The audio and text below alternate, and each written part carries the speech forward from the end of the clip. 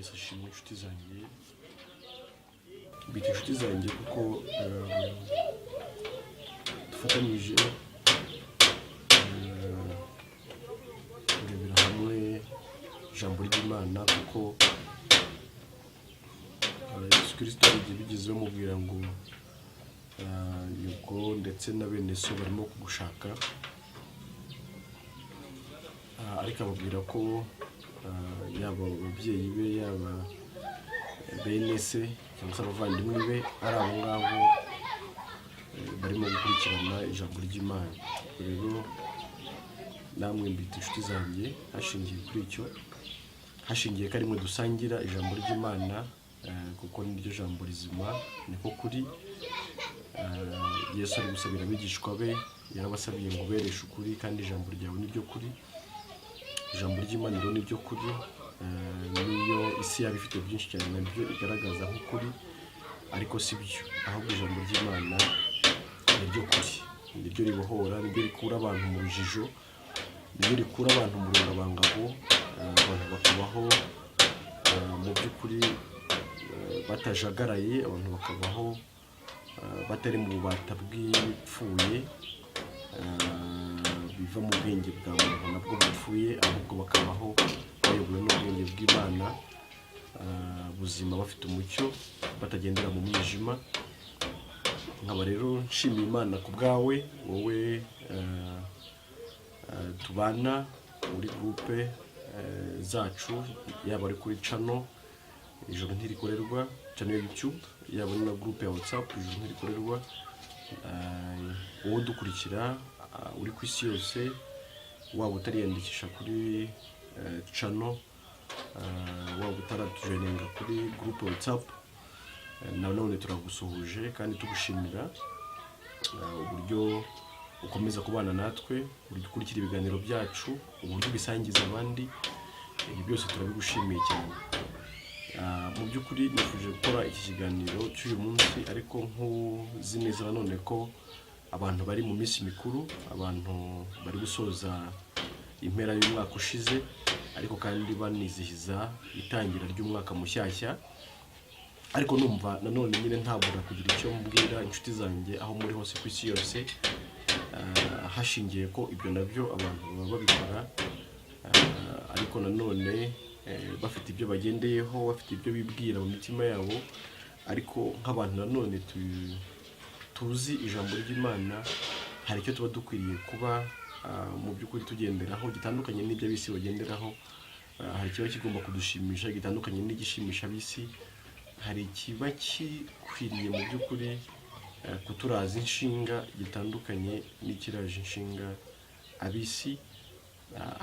Hari ishimwe tugomba kuba dufite rinyuranye n'ishimwe ry'ab'isi, hari amahoro dukwiye kuba dufite anyuranye n'ay'ab'isi, hari umunezero dukwiye kuba dufite unyuranye n'uw'ab'isi. Ubwo Yesu ugeze avuga ngo ntabwo mbahaye amahoro nk'uko ab'isi bayatanga. Ubwo rero niyo mpamvu nifuje ko noneho ese abayoborwa n'ijambo ry'Imana bo ibyo tubitekereza gute iyo tubona umwaka urangira undi utangira, ese twebwe mu by'ukuri tubitekerezaho iki? Nibutsa abadukurikira ko ari mu vugabutumwa bwiza Emile Nshimiyimana bakurikira, umuvugabutumwa bwiza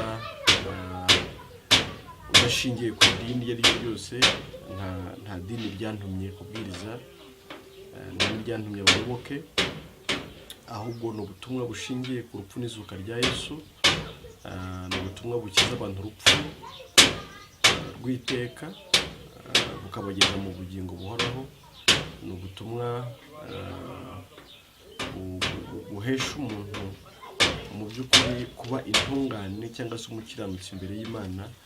Ubaye ari video ya mbere ukurikiye, mu by'ukuri wareba kuri channel yacu, hariho amavideo menshi cyane asubiza ibibazo byinshi waba wibaza, ibyo waba utekereza bijyanye n'ijambo ry'Imana, akura abantu mu bubata. Ubwo rero yose wanyuramo ukareba mu by'ukuri kugira ngo ubone ibyo kugufasha, ubone ibyo kuguhumuriza, ubone ibyo kugukomeza, ndetse n'ibyo kugukura mu rujijo. Ariko kandi nyine niba ari n'ubwa mbere koko, kandi subscribe kuri YouTube channel yacu kugira ngo dukomeze tubane, kuko n'ubutumwa bukomeza, n'ubutumwa butari ubw'umunsi umwe, ahubwo n'ubutumwa dukomeza kugira ngo mu by'ukuri abari mu isi bose bave mu bubata bw'ibitari by'Imana, ahubwo biringira Imana yabo kandi babeshweho nayo. Nibutsa ko ushobora kutwandikira cyangwa kuduhamagara kuri WhatsApp. Ushobora kujya kuri WhatsApp cyangwa ukaduhamagara bisanzwe kuri nimero 07844257 cyangwa se plus 250 niba uri hanze 7844257. Twiteguye kukwakira, twiteguye kugufasha, twiteguye kubana nawe, twiteguye mu by'ukuri kwigana nawe ijambo ry'Imana, kandi byose nyine bigakorwa ku buntu, nk'uko ijambo ry'Imana rivuga ngo mwaherewe ubuntu namwe kandi mutangire ubundi. Ubwo rero natwe turari kugira ngo dufashe buri wese ukeneye ubufasha mu ijambo ry'Imana, kandi byose tubikore watwandikira rero ukatubwira uko umeze, ukatubwira ikibazo waba ufite, tukagufasha gusobanukirwa. Watujoininga cyangwa se watugana kuri groupe ya WhatsApp, nanone tukagufasha kuri izo nimero twavuze, kugira ngo tubane nawe, twigane ijambo ry'Imana, duhugurane, dukomezanye mu by'ukuri twubakana nk'uko ijambo ry'Imana ribivuga. Uyu munsi rero nifuje ko twaganira ubuzima bwa buri munsi, ubuzima busanzwe abantu birirwamo, abantu bashishikariye, abantu banyotewe, kugira ariko ngo turebe mu by'ukuri noneho ijambo ry'Imana ryo ribivugaho iki. Twareba mu Mubwiriza, igitabo cy'Umubwiriza igice cya 2 umurongo wa 4. Mubwiriza igice cya 2 umurongo wa 4 kumanuka. Nikoreye imirimo ikomeye, niyubakiye amazu, nitereye inzabibu, nihingiye imirima n'imirima y'uburabyo izitiwe, nyiteramo ibiti by'amoko yose n'imbuto ziribwa, nifukuriye amariba y'amazi kugira ngo nyavomerere, imirima yororerwamo ibiti, niguriye abagaragu n'abaja babyarira abandi mu rugo rwanjye, kandi ngira ubutunzi bwinshi bw'amashyo y'inka n'imikumbi y'intama, ndusha abambanjirije i Yerusalemu bose, nirundamiriza ifeza n'izahabu n'ubutunzi buherereye ku bami bavuye mu ntara zose, nishakiye abaririmbyi b'abagabo n'abagore n'ibinezeza abantu n'ibicurangwa by'uburyo bwose, nuko ndakomera kandi ndusha abambanjirije i Yerusalemu bose kunguka, nkomeza n'ubwenge bwanjye, kandi sinimye amaso yanjye icyo yifuza cyose, nta n'umunezero wose nimye umutima wanjye, kuko umutima wanjye wishimiraga imirimo yanjye yose. Ibyo ni byo byari ingororano z'imirimo yanjye yose, maze nitegereje imirimo yose y'amaboko yanjye n'imiruho yose niruhije nkora, nsanga byose ari ubusa, ari nko kwiruka inyuma y'umuyaga, kandi nta gifite umumaro kiri munsi y'ijuru. Imana ishimwe cyane. Imana ishimwe mu by'ukuri ko nta kitaba yarandikishije mu ijambo ryayo, nubwo hashingiwe mu kutamenya Imana abantu nyine mu by'ukuri bakomeza kubatwa n'iby'isi n'ububata bw'isi n'ibitagira umumaro, ariko mu by'ukuri Imana yo nta kitavuze mu ijambo ryayo nko kuburira abantu, nko kwereka abantu mu by'ukuri icyabagirira umumaro icyo ari cyo, gitandukanye n'icyo bo batekereza mu ntekerezo zabo no mu bwenge bwabo no mu mbaraga zabo no mu bushobozi bwabo. Uyu ni Salomo umubwiriza, umuhungu wa Dawidi, ari nawe wubakiye Imana urusengero, ari narwo rwari rwemewe rwonyine rumwe, nubwo abantu mbona barazubatse ari benshi cyane, ariko mu by'ukuri zikaba ari insengero zidahura n'uko Imana yarabivuze. N'uru nguru rwari igishushanyo kandi narwo rwarasenywe, n'uburyo ntarwo wabona ubwo yubatse, ariko niwe wari warubakiye Imana urusengero, bibanje gusabwa na Dawidi, Imana iramwangira, rwubakwa na Salomo. nuko ariko nabyo arwubaka nk'igishushanyo kizasimburwa na Yesu ubwo azapfa akazuka, akaba ariwe mu by'ukuri wubakira Imana insengero cyangwa se urusengero ari rwo rugizwe natwe abizeye Yesu Kristo, nitwe urusengero rw'Imana Imana ituramo ikagenderamo ikabarizwamo igakoreramo byose nk'uko yabishakaga, ikabera mu isi muri twebwe kandi bigakunda. Ubwo rero nendaga kwivugira gusa ko mu by'ukuri Salomo uyu yari umuhanga cyane, kandi yakoze byinshi by'ubuhanga.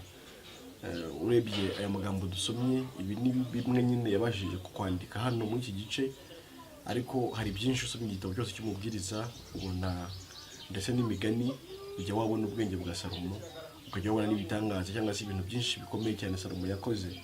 Ariko Salomo muri ibyo byose yakoze agerageje kuvugamo bike, ko yubatse amazu menshi, ko yaguze abagaragu n'abaja bakabyarira mu rugo rwe, ko yagize ubutunzi bushoboka, yagize imirima y'indabyo y'imbuto, amajaride atemberamo, ubusitani, akora ibintu bidasanzwe, agira ubwenge ku buryo abantu bavaga mu bihugu bindi, abami bo mu bindi bihugu bakaza baje kumwigiraho, ariko byose aza gusanga ntacyo bimaze. Ngaza gusanga ari umuruho gusa yirundanirije, ngasanga byose ari ubusa, ari ubusa gusa, ndetse ngari nko kwiruka inyuma y'umuyaga. Ahari nawe umwaka washize cyangwa se umwaka turangije 2018, hari byinshi wari uratekereje kuzageraho, ariko mu kubitekereza kwawe wumvaga nubigeraho uzaba wungutse cyangwa se uzaba ugize amahoro n'umunezero hashingiye ko wabonye ibyo. Ariko ntabwo ari byo. Yavuze ko kubirundanya ari ukurundanya umuruho, ngo yaje gusanga ari imiruho yose yirundanirije akiri mu inosi. Ndagira ngo mvuge ngo rero nkuko nawe wabibonye, nta buruhukiro byakuzaniye mu mutima n'ubwo wabigezeho. Ndetse hari ibindi uvuga ati ubwo byo ntabibonye mu mwaka ushize, reka ngerageze mu mwaka utaha ndebe ko nabyo nzabigeraho. Ariko ndagira ngo ukurire inzira ku murima ko nunabigeraho nta mahoro bizaguhesha. Ariko sindi kukubuza gukora, ahubwo ni kugira ngo ubwire ngo nta mahoro n'ubundi uzaheshwa n'ibyo ngibyo ukora. Ntabwo imirimo y'umuntu izamuhesha amahoro, ahubwo amahoro umuntu yatakaje ubwo yatakazaga Imana mu ngobyi ya Edeni, akajya kure y'Imana biciye mu gicumuro cya Adamu. Iyo rero umuntu agarutse ku Mana, iyo umuntu yongeye kwiyunga n'Imana biciye muri Kristo Yesu, nibwo umuntu agiye yagarurirwa ya mahoro yatakaje. Ibindi byose umuntu akora ni ingaruka z'icyaha, kubera ko Imana yaragennye ko izabeshaho umuntu, ko umuntu atari uzigenera, ko atari uziremera, ko atari uzitekerereza, ko atari uzibeshaho. Ariko icyaha kimaze kuza mu muntu cyamutandukanije n'Imana, bityo umuntu abagabanya ubuzima bwo kwibeshaho, cyane ko aribwo bwenge yari amaze kumenya, ngo ubwenge bw'icyiza ndetse n'ikibi. Ubwo bwenge rero bwo gukora ibyiza no kwirinda ibibi, kugerageza mbega kubaho binyuze ariko mu bwenge bwawe no mu mikorere yawe no mu mbaraga zawe, ubwo ni ubwenge umuntu yakomoye kuri Satani, ni ubwenge bw'icyaha. Ubwo rero ntabwo bizigera bikunda, nk'uko birivuga ngo nta mahoro y'umunyabyaha, ntabwo bizigera bikunda ko mwene Adamu agira amahoro akiri mu isi. Ahubwo Imana yagennye uburyo noneho n'ubundi yakwiyunga nawe biciye mu rupfu Yesu yapfuye, kuko niwe rwonyine rwagukuriyeho urubanza rw'ibyaha. Hari urupfu rungana n'urupfu rw'iteka wagombaga gupfa, ahubwo azukira kugira ngo ugirwe intungane biciye ku butungane nawe yatunganye nawe akiri mu isi. Ibyo rero kubarwaho ubwo butungane biguhesha kuba intungane imbere y'Imana, ukaba mu isi utabarwaho icyaha, ahubwo ubarwa nk'umukiranutsi ku Mana. Yesu rero niwe watwunze n'Imana kugira ngo aduhe amahoro, ariko amahoro ava n'ubundi ko twagarutse ku Mana tukabeshwaho n'Imana, akaba ari ituremera byose, akaba ari itugenera byose, akaba ari itubeshaho, idutekerereza, akaba ari yo Mana, natwe tukaba ubwoko bwayo. Nuko rero niba atari icyo ngicyo cyonyine kiguhesha amahoro, nta mahoro uzigera ugira. Bibiliya niko ivuga mu Baroma 5:1 ngo nuko rero twunzwe n'Imana kubw'urupfu rw'umwana wayo, dufite amahoro ku Mana. Ayo mahoro rero mu by'ukuri niyo yonyine ashoboka, nta yandi mahoro uzigera ubona mu isi. Ntabwo umugore azaguhesha amahoro, ntabwo amafaranga azaguhesha amahoro, ntabwo amashuri azaguhesha amahoro. Niba ariyo ntumbero rufite muri 2019 ko ariho uzakura amahoro, reka nkubwire ngo ntayo. Niba ari wo munezero washakaga, reka nkubwire ngo ntawe. Singubujije gukora, singubujije no gupanga imishinga, ariko ndagira ngo mvuge ngo ibyo wapanga byose, ibyo watekereza byose, ntutekereze ko ariho amahoro ari. Amahoro nta yari mwaho ngaho, ahubwo ushakashake uburyo wamenya uburyo wakunga n'Imana biciye muri Kristo Yesu. Yesaya 53 n'utubwira kujyana kidesha amahoro cyari kiri kuri Yesu. Yesu niwe hano kugira ngo wowe ugire amahoro. niba atari amahoro ukesha ko abaguhanira bigakora urubanza rw'urupfu rw'iteka, ntayo uzigera ubona. Reka nkubwire ngo ntayo. Niba iyo ntumbero ufite 2019 rero, reka nkubwire ngo iyo ntumbero yawe irapfuye. Ibi ntumbero yo gukora kugira ngo n'ubundi ubone ibyo kwambara n'ibyo kurya n'ibindi ukeneye bya hano, ariko mu by'ukuri ntibi ntumbero yo kwibwira ngo ibyo uzabona bizaguhesha amahoro n'umunezero n'umutekano. Hoya ntawo. Umutekano uri mu Mana, amahoro ari mu Mana, ibyishimo biri mu Mana, umunezero uri mu Mana.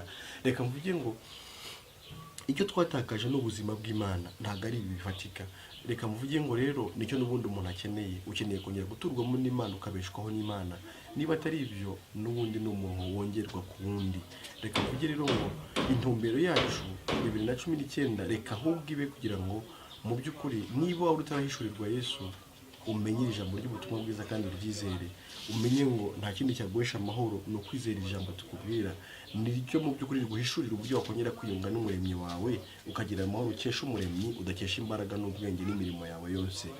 Reka mvuge ngo kandi nimba warahishuriwe, komeza guhishurirwa ko isi nta kintu ifite, nta mugisha uri mu by'isi. Niko umuririmbyi yavuze ngo niho muramutumuka, ngo ibya Yesu nibyo bidashira. Reka mvuge ngo aba ariyo n'ubundi b'intumbero yawe. Umenye ngo ubwo waherewe ubuntu, reka n'abandi mu by'ukuri bamenye ubwo buntu bw'Imana, kugira ngo batungishwe nabwo, babeho bafite amahoro akomoka ku Mana. Kubera ko isi yose iri mu bubata, isi yose iri mu buja, isi yose mu by'ukuri iri kwirukanka ku bintu bidafite umumaro, hashingiye ariko ku cyaha cyinjiye mu muntu. Nawe rero reka ibintumbero yawe kugira ngo utabare no kuri abatuye isi, abo bose batari bamenya aho amahoro ava, abantu bose batari bagera ku isoko y'amahoro.